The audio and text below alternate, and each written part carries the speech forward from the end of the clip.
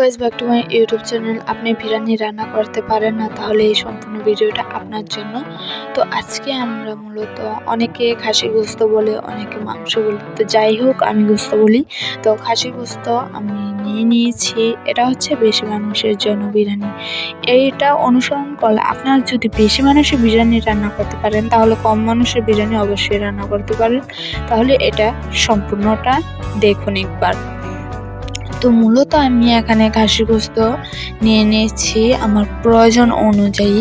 তো বেশি করে খাসি গোস্তটা নিয়েছি, আপনারা এগুলো ছোট ছোট টুকরা করবেন। তো এখানে বেশি করে ময় মশলা ব্লেন্ডার করা হয়েছে। তো দেন এখানে রসুন নিয়েছি বেশি করে, আদা নিয়েছি বেশি করে, আপনার প্রয়োজন মতন নিয়ে নেবেন।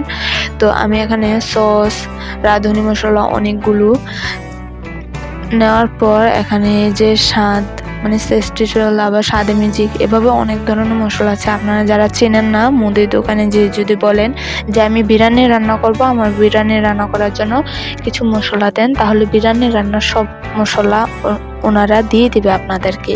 তো এখানে পেঁয়াজ কুচি করে নিয়েছি আমার প্রয়োজন অনুসারে। তো এই ভিডিওটা আমি করি নাই, স্লিপ কেটেছে, কারণ গোস্ত কষানো সবাই পারে, মুরগি যেভাবে কষান ঠিক সেভাবে কষাবেন।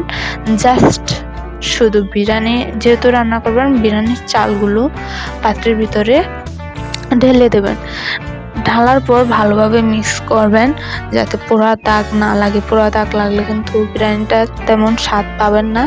তো ভালোভাবে মিক্স করার পর আপনার লাগতে, এবং যে আগুনটা মিডিয়াম পরিমাণে যাতে জ্বলে, না তাহলে কিন্তু দাগ পড়ে যাবে। এই যে পানিগুলা দিচ্ছি, এগুলো হচ্ছে আগে থেকে গরম করা ছিল, আপনারা গরম পানি দিবেন, তাহলে বিরিয়ানিটা সুন্দর ঝরঝরা হবে এবং চালটা সিদ্ধ হতে সাহায্য করবে। এখানে মরিচ, তারপরে এই যে রাঁধুনি মশলাগুলো দিয়ে দিচ্ছি, ওইগুলা অনেকক্ষণ অপেক্ষা করার পর আমাদের বিরিয়ানি সম্পূর্ণ হয়েছে। তো আপনারা এভাবে বিরিয়ানি রান্না করবেন, আর আমার চ্যানেলটাকে অবশ্যই সাবস্ক্রাইব